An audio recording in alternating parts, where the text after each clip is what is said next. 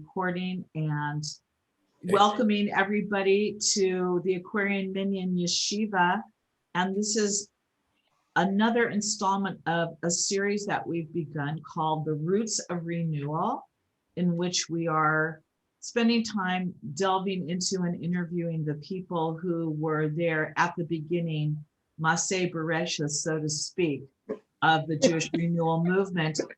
Our first episode that we had was with Rabbi Bert Jacobson. That was filmed last year or recorded last year and broadcast. And last week we had Barry Barkin. And this week we're lucky enough and blessed and fortunate, Ashrenu Gewalt, to have with us Reuven and Yehudit Goldfarb, who were, as everybody knows, foundational members of the Aquarian Minyan, and in a broader sense, also they have both have a personal history with and relationship with the two of the most important rabbis of Jewish renewal, which would be, of course, Shlomo Carlebach, may his memory be for a blessing and a healing, and Reb Zalman, his name also may it be for a blessing and a healing. So without any further ado, I'm going to turn it over to Rabbi Jonathan Seidel, and he will be conducting this interview with Reuven and Yehudit. And I'm just also happy to see so many people here who are part of that first generation too, like Meir and Aryeh Trupin and Sue Goldberg. So we'll have a lot of questions and answers later on, but we're going to let the Goldfarbs do the talking here. So thank you, everybody, for coming today. Thank you, Lorelei, for all you do to make this possible. Yisher kochech, bruchim habayim l'kulam. Welcome, everybody. Welcome, two of my favorite people in the world, Reuven and Yehudit, mentors, teachers, beloved brother and sister. I owe you so much. I'm really glad you could join us today to be part of this. It was natural for us to call you in, conjure you up from the holy city of Tzfat. And with you comes the Ari, and with you comes all the great Rabbanim of Tzfat into this room. So all the generations are present here, folks, with us all the time, right? Our grandparents, our great-grandparents, our great tzaddikim from Tiveria, they're all here. So Reuven Yehudit, I'm so honored, b'kavod. Can you tell us, I don't care who speaks first, how did you get involved with renewal in the Bay Area? One of you was involved with the House of Love and Prayer. I don't remember which one, or both of you. How did you get involved with the House of Love and Prayer? I want to start with the House of Love and Prayer, Reb Shlomo, and then we want to turn our attention to the transition between the House of Love and Prayer in 1972 to 4 and the foundation of the Minyan in 74. So either one of you can speak. How did you get involved with renewal? It wasn't called that then. The impulse that led to renewal, but I better come up to Jonathan before you ask too many questions. Yeah. First, let's start with the renewal thing. Jewish renewal was not a name that we used in the 70s. It was called New Age Judaism, first of all. It was called what? New Age Judaism. Right. There was New Age this, and there was New Age that, and there was New Age Judaism. Right. The term Jewish renewal came about in the 80s. Barry always called it Native American Native Hasidism. Hasidism, that's Barry's term. First of all, I'm going to mention, since all of you are here, I don't know how many of you have read the compilation of essays This is the that best many of our history. members put together in the year 2000. This book should be required reading for anyone who becomes a member of the Minyan. Exactly, 1999. And there are a few copies around in Berkeley, I'm sure. I was just rereading it today, and it's really just a wonderful, inspiring collection, and answers the key questions you're asking about. Where were people at near there at the beginning? So, I think I still have it. You have yours, Sue. Good. You should make more copies if possible available. That means there's at least one that could be in Or put it up- circulation. put- But it should be if up you on borrow the from web. Sue, you just make I sure. might have one too. Can we digitalize it, possibly? Can you give us a Rashete vote? No. Barry, who's that? Who's the book by?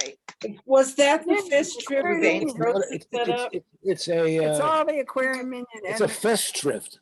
Well, the Grosses at our 25th Hi. anniversary, they put it together. Yeah, there's a whole bunch of people. This is the table of contents. Yeah, we have it now. Okay, anyway, I just want to say, you can get a lot of Hi, answers to the Yehudit. questions you might have and learn things you didn't think you knew before Okay. by looking at this. Okay. Thank you. The House 11, all these questions you're asking, Jonathan, they're so loaded and there's so much background to them Yeah. that it's difficult to compress the answers. But I'll try to do that anyway, because we don't have an infinite amount of time tonight. Don't forget, it's after 10 o'clock for us. Right. Thank Okay. you. Yeah. So I heard about the House 11 prayer in 1969, and I visited the house in December, and I met Shlomo in January of 1970. And the house was actually a few blocks from where I lived in San Francisco. So I was able to visit the house on Shabbat and meet the people and attend services. And the Friday nights were especially powerful. I remained kind of connected to the house until I moved up country. I moved up to Sonoma County and lived in an open land community. So I saw less of the house. And then when I moved back, the house itself had moved from Arguello Street to 10th Avenue, 9th Avenue in the Sunset. Yehudit can answer for herself about when she became involved with the house, because we were both involved. Right, but it wasn't considered renewal at any time that I know, though we do retrospectively.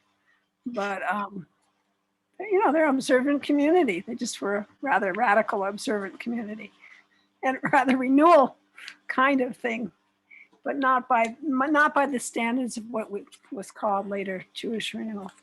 Right. So, but there was a lot Well, of. I always called it New Age Judaism. Yes. Yeah. Well, New so Age. the house, I think we need to expand the meaning of a renewal. There is such a thing as observant renewal, and that's where we're holding at this moment. Right. So that's an interesting trajectory. Is would you call it Orthodox Jewish renewal? Were the Carlebachians mostly Shomer Shabbos or Shomer The way Kashrut? renewal, when we first started using the name renewal, which I guess was probably the mid 80s, it was with a small r, always, very emphatically so, that it would span anything that was renewing Judaism. Basically Right. the renewing, putting the spirit back into the forms for people. And that was certainly the House 11 prayer. And that was certainly the Minyan. And it was certainly a lot of other places through the spectrum. And we didn't want it to have a definition like it later acquired of, egalitarian and and all these things to define it as renewal. I think retrospectively, looking back, it's much easier to see all the renewal movements before the 60s and 70s, the ones in the 1920s and so on. There are, every generation has its Jewish renewal part to it, I think. But the Minyan really came, the House 11 prayer was coming out of Shlomo, obviously, and the Aquarian Minyan came out of Zalman's teachings, and from him being brought out by the by Menucha Gleich and the organization she was part of, Seekers After Truth, to sponsor him for coming out to teach classes on Hasidus. And that was the origin of the people who came to those classes, particularly in February, a week-long seminar in February 1974, and then a month-long when he came out, because he was teaching in Santa Cruz, but that meant that he could spend about half his time in Berkeley and Shabbat in Berkeley. So Berkeley got the benefit of someone else bringing him out. And it was like I talk about as getting hooked on Shabbos, basically. It's what people got kind of into the learning. But again, like the House 11 prayer, people did Friday nights. And they got hooked on the energy of actually experiencing what a Jewish Shabbat was like. In fact, with song and dance and whatever, and learning and the whole day and the whole from Friday into Saturday night. Yeah. I'd like to, Jonathan, I'd like to ask a question if I might. Yeah. Reuven and Yehudit, so good to be with you. Thank you. Love to see you too. This is wonderful, wonderful opportunity for all of us. So I would like to ask you very specifically to answer this question individually. What was your personal experience of your first encounter with Reb Zalman? With Reb Zalman. Okay, you knew him. My first encounter with him was in 1961, and it was when I was sent to learn about Judaism, because I didn't grow up with it particularly. I was very Jewish, but not the religion, to Brandeis Camp Institute.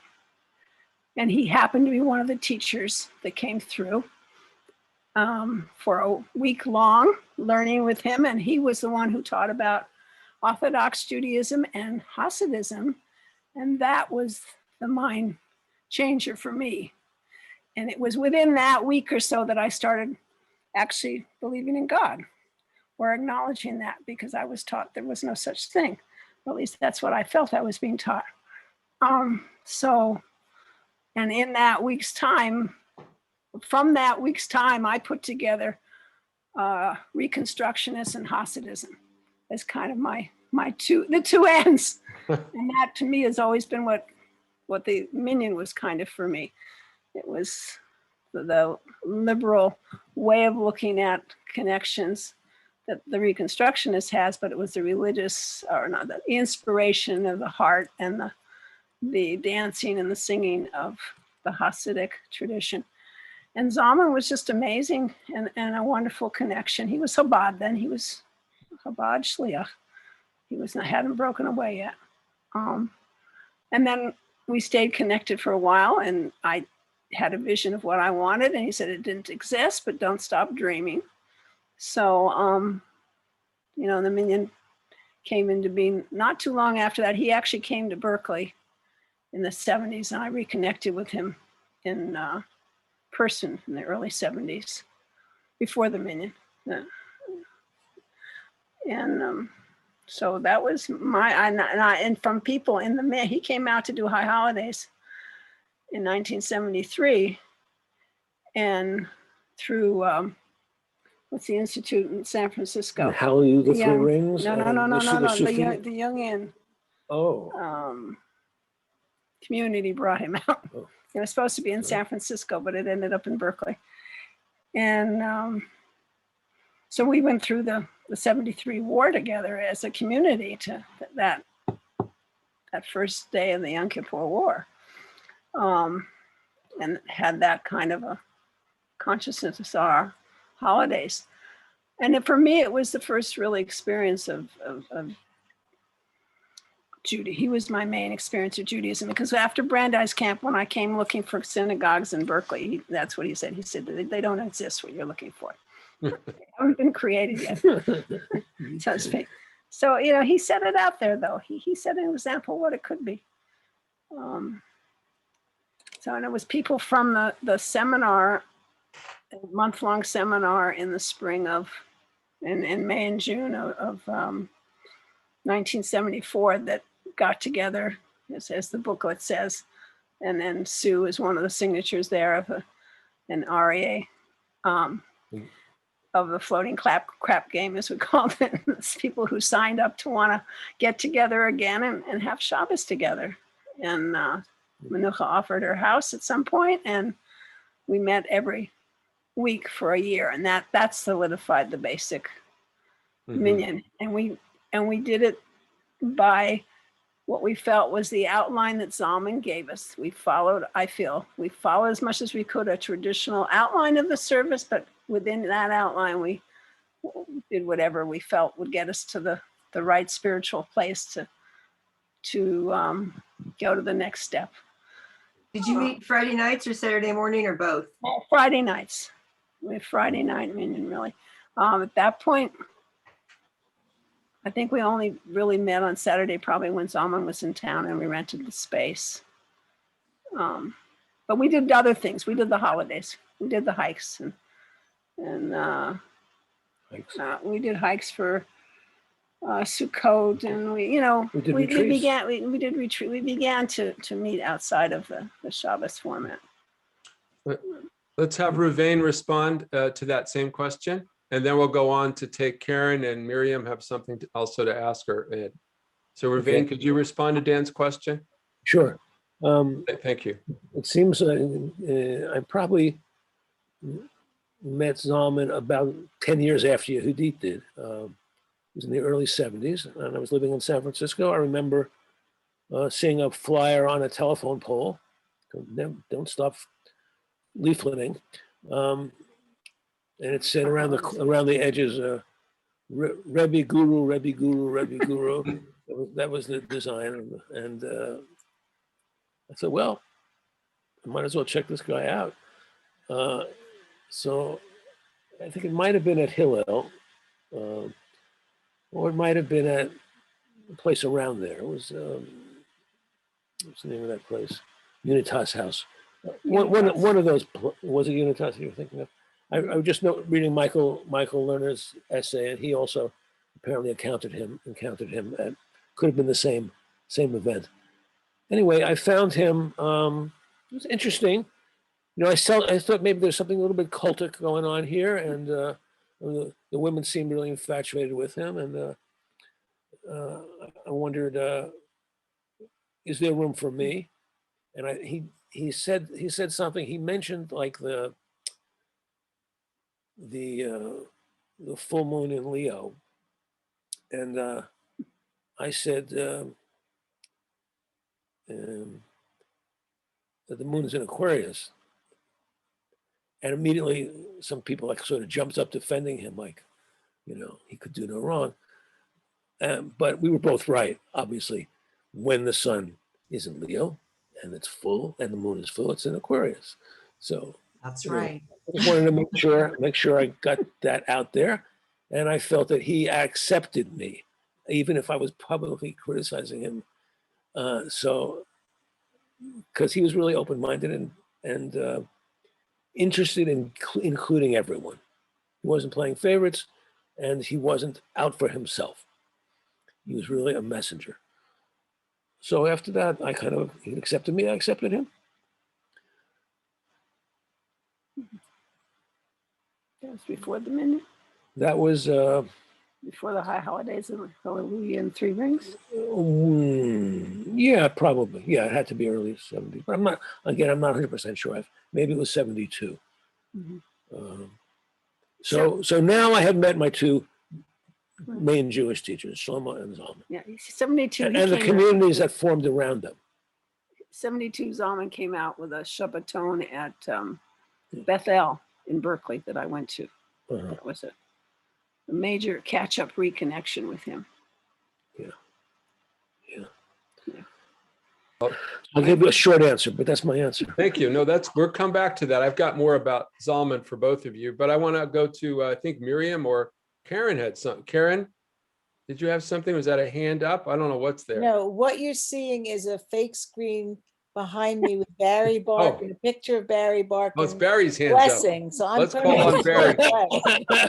Let me text Barry because I think his hands are up. Okay, let's see what he has to say. But Miriam is there. Do you have a question, a comment? No, I guess, is that another Barry? That's Barry's hand in yellow form. Okay.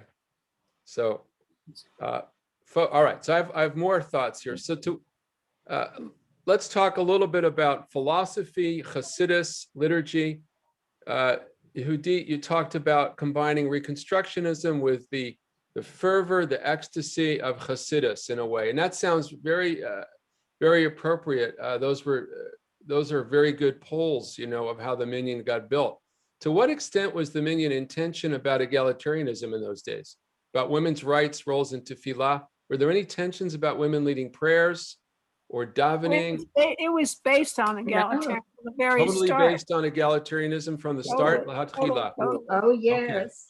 And how did So how did that decision get made, and what kind of collective energies around egalitarianism emerged at that time to make those decisions? I'm curious. I don't know if you ever heard our read the statement of purpose in the book. Have you seen the book, Jonathan? No, I haven't. No, Oh, well, you should definitely. I'll get a copy. I'll get a copy. Yes. From end to end. Dan, have you? Do you have a copy of it? I do have a copy. Yeah. Good. Yeah. You're going to read the founding principles. And this is a dictation that Barry made when we created the name right after the end of the seminar with Zalman to say we wanted a group to continue. And he just said this, and I copied it and typed it up. The purpose of the Order of the Aquarian Minyan, which of course is pronounced Om. Purpose of the Order of the Aquarian Minyan is to create new vessels for the faith of Abraham, Sarah, Isaac, Rebecca, Jacob, Leah, and Rachel. The people of the Order of the Aquarian Minyan connect with the faith of their parents to ordain men and women to provide in their communities the sacraments of birth, life, and death. Men and women who accept the covenant pledge themselves to live in a way which is consistent with the faith as they experience it and to continue to grow within it. Ordination may be bestowed by any 3 ordained people. The Order of the Aquarian Minyan is a nonprofit spiritual and educational foundation. And there's and this is my symbol that I drew. Let's mute ourselves, folks. Let's mute, folks. Please mute. Make sure you're on mute. Thank you. Go ahead, Yehudit. So I was pointing out, so I made a little emblem, which was used for a while on a stationery. It's a circle with an A and an M in it, if you can manage to see that. But so that's our founding, and that's what we kept to all the way through. Wonderful. Our basis, to be connected with Jewish tradition and to experience it, make it experiential for ourselves within that connection. And we never had anything that we really considered ordaining, but we had this idea of empowering each other and helping each other feel empowered. And so when we created the Friday night services, we did it by group. People volunteered to do. I'll do the first part, which will be equivalent to the Kabbalat Shabbat, or it would be a Kabbalat Shabbat, whatever way it was. If someone knew the songs, great. If someone didn't, we did meditations, and then someone else would lead a candle lighting transition, whatever time it was. And then we go into the davening part, and people would say, oh, I'll take it up to the Shema, or I'll take it up to the Amida, or, a certain section of it. And then someone will bring us after the Amida, and then we'd have a potluck meal. Susan, I think, might want. Sue might want to. Sue, yeah. Sue.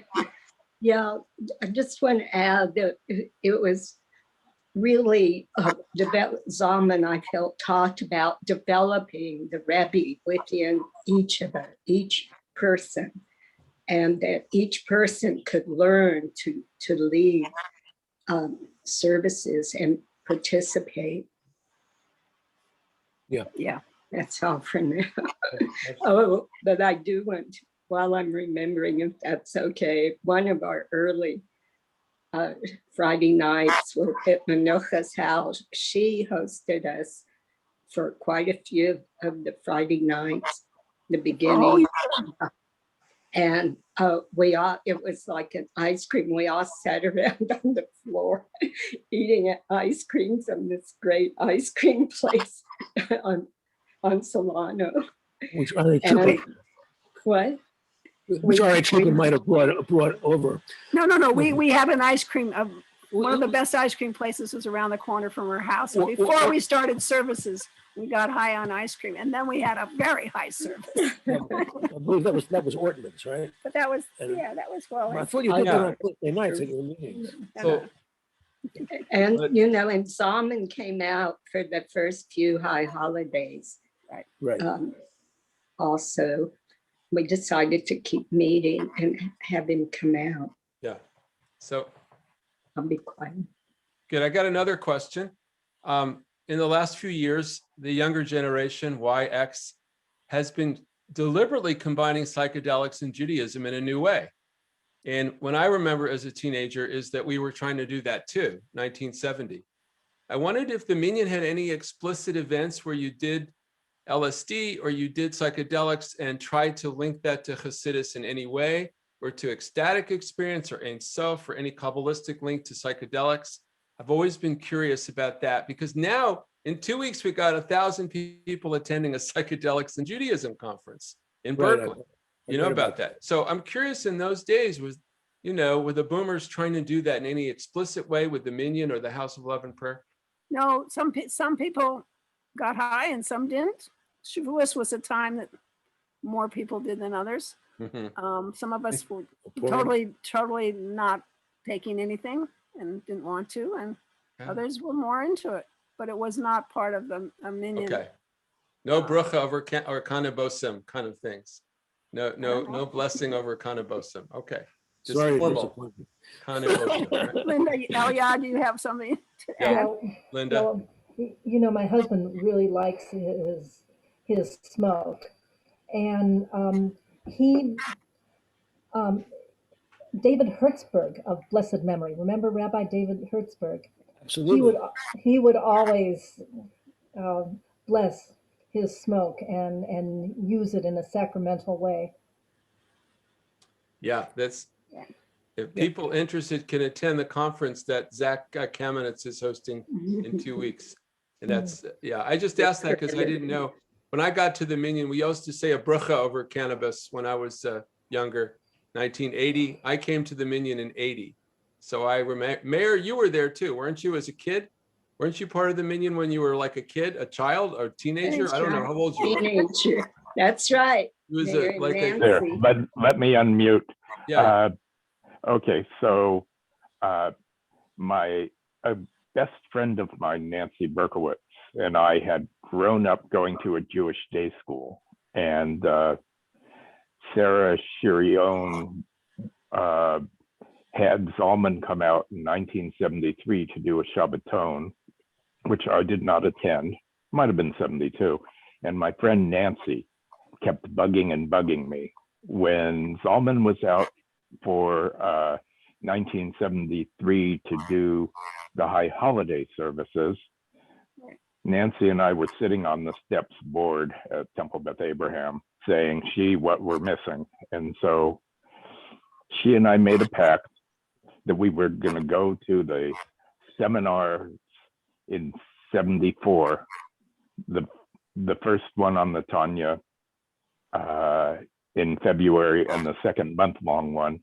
And we went tape recorders in hand and trying to document everything we could, and continued doing that into the 80s.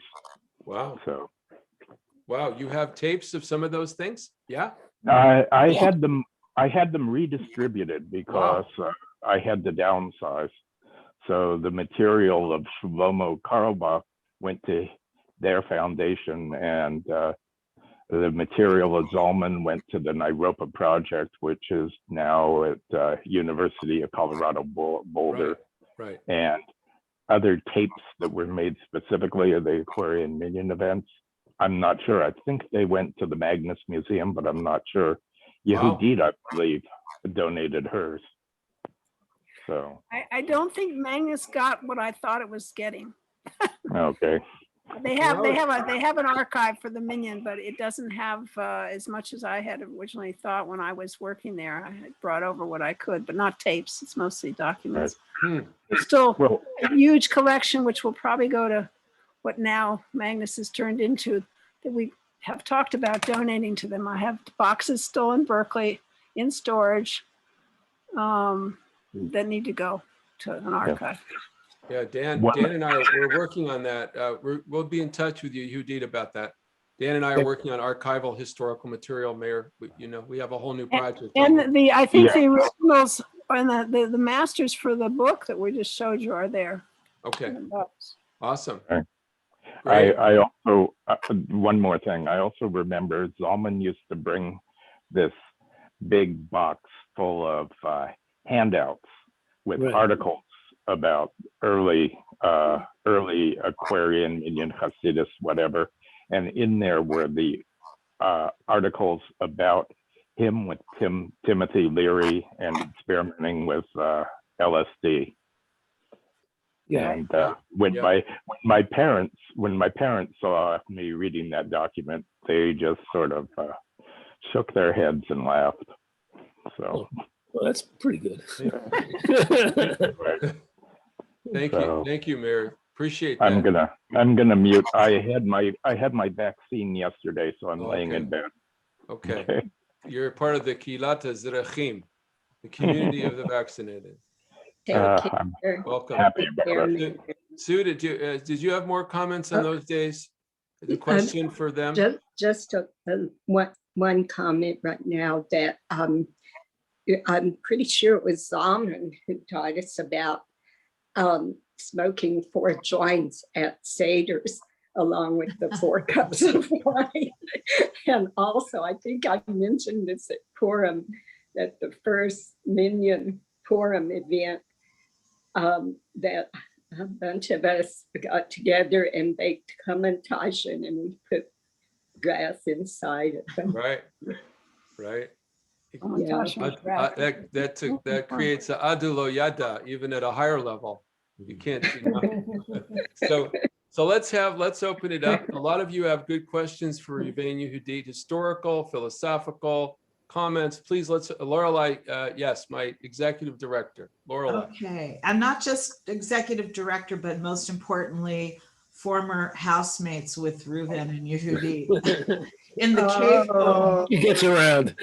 I get around big time with all the best people. So, thank God I have the great merit of being able to live in their cave, in the womb of the cave of the Goldfarb's Kabbalistically designed home in Tzfat, overlooking the cemetery where the Ari Zal is buried along with the other tzaddikim. It's a major PowerPoint on this earth. It's one of the most powerful places on earth. And so it was a great healing journey for me to be able to come there at the time that I did. I'll never forget it. It will always be inside me. But I wanted to ask, especially since during the time I lived in the cave, I was literally sleeping on top of a vast underground cavern that was filled with Aquarian Minyan archives, which I had no idea at the time would turn into something important to me later. It was so interesting to hear you describe the early days of Jewish renewal as having actually not a thought of this as quote unquote Jewish renewal. So what people, scholars that talk about the Jewish renewal movement, looking at it in the sociological time space that it occurred in, with the post-war children of acculturated suburbanites turning to an alternate renewal experience. So there's all these ways, of course, that scholars are looking at it, but that's not what you were experiencing apparently at the time that it was happening. It wasn't like you were giving it a name or stratifying it. Let me clarify. Yeah. When I said the order of the Aquarian Minyan, when Barry and I and Manocha met and created that, the vision was definitely a worldwide movement. That's what the order of the Aquarian Minyan is. We're the Aquarian Minyan of Berkeley. We're just a piece of the puzzle. That vision that Barry had and we had that night really was what the Jewish renewal came to be. So there was a sense that there were so many seekers who really, really could find, from our experience with Zalman, and Barry was more acquainted with Shlomo, and I met Shlomo that spring as well, that there was a Judaism that was alive and vital and something that people would really benefit from knowing about and could grow with. And, it was very important that people did that. Well, your worldwide vision is coming true, because there's been so much growth in the Minyan because of COVID and Zoom. It's so crazy and wonderful at the same time, right? And I took the vision back to my friends in Canada where I had been living before. And there I had been part of a similar movement within Catholicism. Most of us were Jews in that little group of about 10 people who studied together, studied Jung and things like that together. But it was under the auspices of a Catholic renewal that was going on at the time, to make that a religion that was real for the people involved in it. Can I ask what your vision is now, like looking at look from across the pond, so to speak, and across the universes, looking at the Aquarian Minyan as it's evolved to today and in the future? What does the future look like in terms of your vision, or what's your vision for the future? It's in your hands now. We don't have any direct influence. I am absolutely amazed and pleased and tickled pink, so to speak, that you landed in the Minyan, Lorelei, and that you have helped, that you immediately took advantage of what for many people was an awful thing and turned it into a total blessing that people all over the world can tap into Minyan energy and Minyan people. I mean, it's awesome. And I think it's very, very important. And I hope, even when you start meeting in person again, if you haven't yet, that, the internet option, I hope, will always continue now. And it's it's amazing. We had visioned of that over and over again. We have these, I have notes on meetings about having a school and having, I call it Yeshiva by the Bay. I had names for it. I had different visions of it at different times, but it never really materialized until COVID. Yeah. We're keeping the Zoom presence no matter what. We'll be a hybrid in best case scenario in the future. Definitely. Yeah. I wanted to remind you, you guys remember a book by Frank Baum called The Electronic Key? He wrote a book about a keyboard that would transmit energy all over the world in 1902. Frank Baum, remember Frank Baum? Wizard of Oz? That's where the Wizard of Oz. Sure. So he said there would be a typewriter that could communicate all over the world instantly in 1902. So Zalman was really good at this too, like using technology to kind of use as a template for understanding spirituality. Is there anything that you would use on that, like for the future? Here we are in this incredible cyberspace thing. Thank Baruch Hashem for Lorelei. We thank God that she was born because Baruch Hashem. All of us, we're praise God that we're all here. But is there anything that you would see in the future that would enhance the Aquarian age, this catalyze the coming of the Aquarian age, the consciousness? Why Aquarius? What's coming into being now through technology or consciousness in a rather awful year? What's coming into being? Me'en olam haba, right? Shabbos is a taste of the world to come. What do you see is coming into being, like as a reshit semichad geulatenu? What do you see? Well, okay, instead of answering that question, I'll go back to where you started and say, before L. Frank Baum and before Zalman, the Baal Shem Tov used to look in the Zohar and he could see from one end of the world to the other, as it is said. What does that mean? What powers did he possess? It may have been something like Zoom, but without the technology. He just had the gift of second sight, or whatever it was. And even though the Lubavitcher Rebbe, if many stories can be believed, I see no reason to doubt them, he was able to spot things at a great distance and direct his shlichim to go do something, see someone. And these are very traditional Hasidic Rebbe skills. I think all of us have the gift of intuition, but we don't always trust it. And I want to bless us all to really believe those messages that come from within and act on them. As for the future, as I say, it's in your hands. I don't know what form it will take, this kind of cosmic communication. Well, but it's pretty cosmic, just on the level that we can do this. Beautiful. Unexpectedly given to us. You know what? I want to thank both of you for telling me stories that got to my heart, by the way. You guys know how great they are in telling stories. And you know how apropos those stories are in the moment. Both of you are good at that. Is there any tale of the Minyan? Abigail's spoken of Hasidic tales of the Minyan. She wants us to collect, to put it through a new paradigm shift where we're actually telling tales of each other.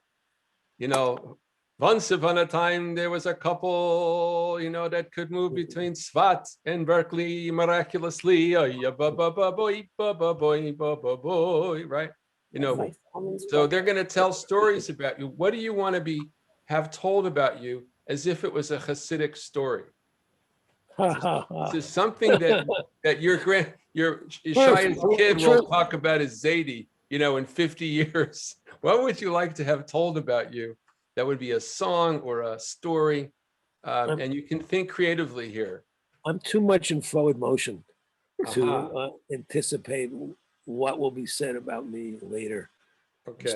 I'm still trying to make my mark in the world. You are, yeah. Making What's a Hasidic tale that you would tell yourself about the Minyan?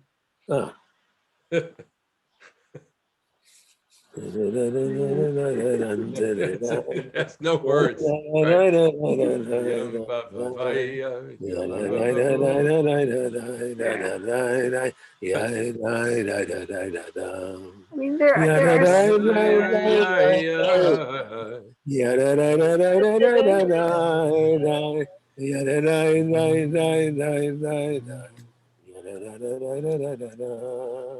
I mean, there are things like, what I'm trying to think what comes up to mind. You know, Zalman used to do with us the what I call the I Ching Torah. So that, like, for example, at the first Shavuos retreat, which was right after his wedding to Alana in 1975, I think it was the first time I remember him doing that, where we'd take the Torah out and we'd roll it. It's probably become a custom now at some places, but he'd roll it back and forth, and people would come up to get an aliyah with a question. And Aryeh, I assume, did it. Sue probably, and Mayor was there, I think. And it was just mind-blowing because people would they didn't have to share their question, but sometimes people would share the question they came up with. How every passage that you got was fit your question or fit your need, or it just was like that kind of Hasidic like experience of wherever the Torah land. And then he did it in 30, 40 years later when he came out in a bigger way, became a custom, I think, in the East Coast with his community when he came out for Simchat Torah, for Shmina Atzeret, I think, where you take a Torah and you put it in a big circle all the way out in the room, and people would go and point to a section, and then someone would read it for them with a question. So he did it in many forms, but that kind of experience is one that hits through and says, there's something more to this. There's something real here. It's like, it's not just, I think life is not just an accident. Everything's directed, we're players in a big play. With no rehearsal. Our dear sister, Sarah Leah Mazel Tov, may she get well and be well. She uses that frequently. And Reb Zalman taught it to me too. It's answered many of my questions, to open the Sefer Torah, have people come up with a question. It works. It's unbelievable. Yeah. It's unbelievable. Yeah. Because it's a holistic document. You touch it anywhere. With the Minyan, another story in the Minyan of another similar kind of this of because we didn't have that knowledge at that point to probably do it the way he would do it. I remember another Shavuos retreat. Shavuos was one of our main holidays where we'd always go to the country and do an all-nighter and have stuff. But one of the times we went up to Mendocino, and we had, in the morning, I think it was, some point there was a big hot tub. And there was a whole collection of us in the hot tub, and we decided to check out what our future was, or what our direction would be as Aquarian Minyan. Sue was one of them. She's nodding her head. I wasn't there. The I Ching. Well, maybe I was. We did Are you talking about the joys at Mariposa?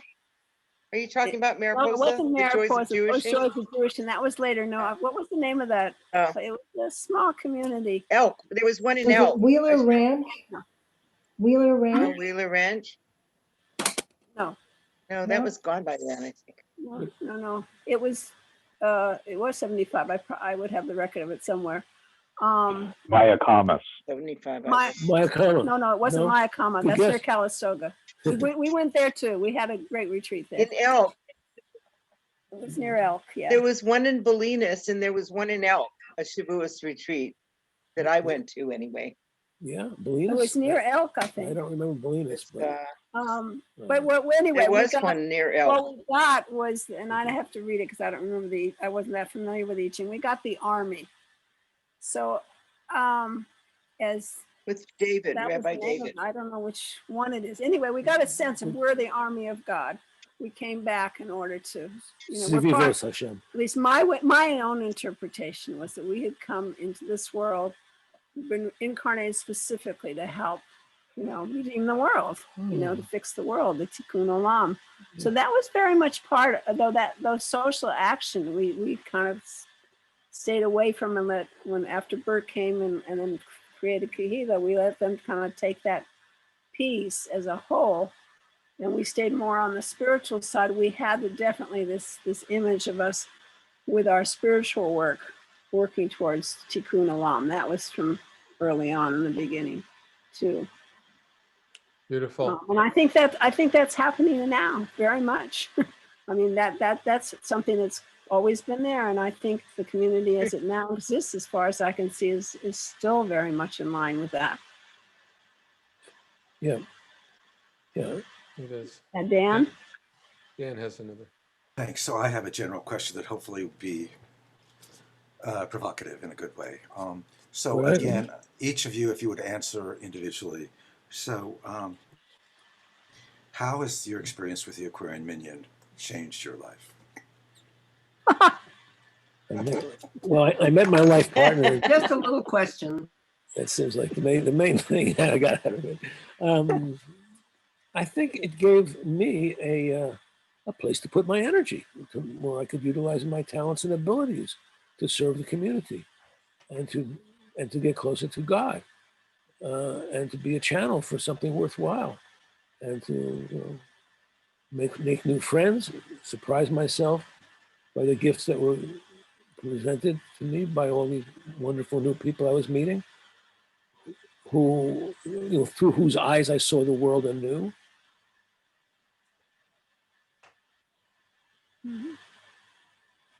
Mine, it was my life for so many years. It was like 100% of the time, pretty much.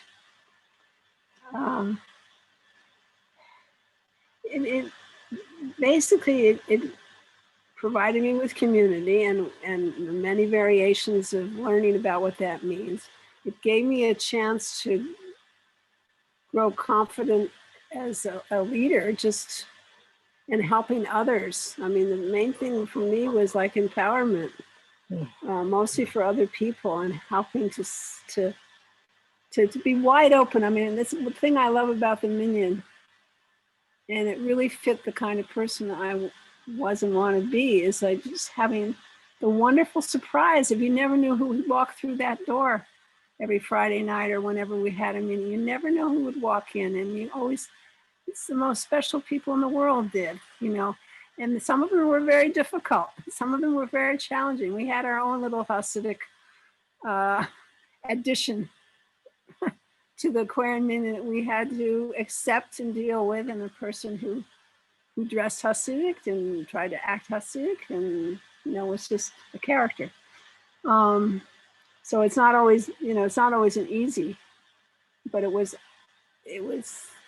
life. It was real. It was grounded, a lot of it. I mean, as high as we would get, there was a sense of grounding in personhood, and we had our sharings. We very early instituted a place to share and clear. We call it sharing and clearings with each other, which was fundamental to getting to know each other at really deep, honest levels and supporting each other in our lives. So it was like, it was so much more. It is so much more than just the congregation. So it's a whole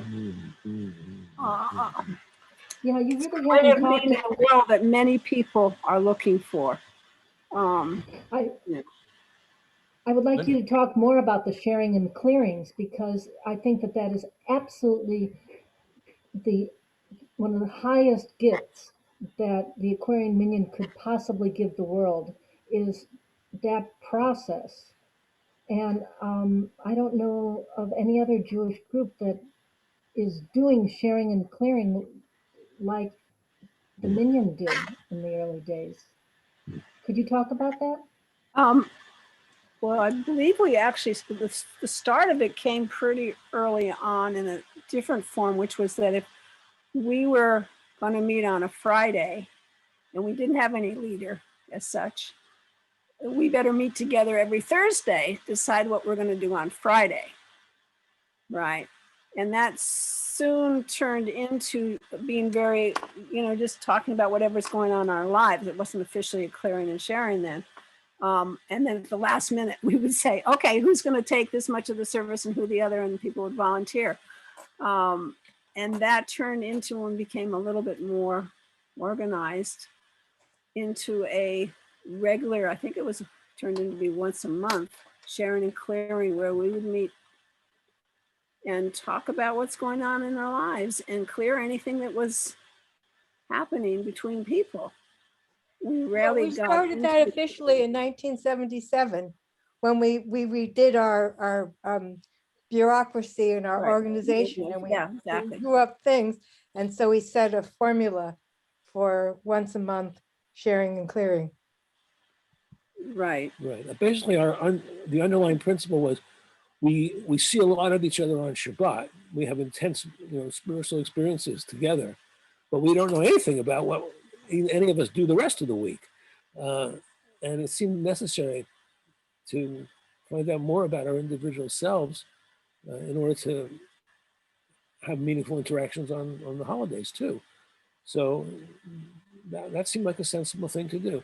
I can remember also sometimes on retreats, I think a particularly strong, probably a Shavuos retreat, and we each gave over our spiritual histories. Spiritual journeys, and wow. Boy, was that something else, to hear all these different stories and different diverse backgrounds.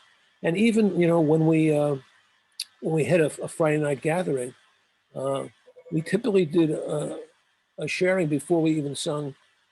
Did we sing Shalom Aleichem at the beginning of the service? Is that what we did? Yeah, I think so. Anyway, Yehudi was especially good at selecting a theme for the sharing. Like the simplest one would be like, how did you get here, or what happened? It's usually some theme from the Parsha. Yeah, some theme from the Parsha, and and that would be something that people who came in for the service would be asked to speak to, and people could speak, short or long. It might take a long time, but when we finished, my sense anyway was that we had really cohered. We had become a whole. We were now ready to daven together because we were together, and we could give so much more to Hashem and to each other because we were not strangers anymore. Right. It was very important for me, I know, to have this. Anyone who came through that door, you would know, before you wouldn't be a stranger. By the time you got to the potluck, you had gone through a lot. And to pick something that would go through the normal, it's not just your name and where you come from, but something that would go deep, and people would respond. People really responded with some very, very deep sharings. How would you link the Parsha theme to asking people to share? How would you do it? Like, could you give an example? Yeah, I'll give you a simple example. Like if it's Sukkot and we're sitting around in the sukkah, which is another great occasion for sharing, you might say, "Tell us about your name." Or if the Parsha is Shemot, especially good. Yeah. But we did it in the sukkah also, and we all have we all have names, first of all, names that were given to us and names that we acquired in the course of our life, names that other people call us and names that we call ourselves. names that have meanings and those that are just don't even know why I got that name. It was probably popular at the time.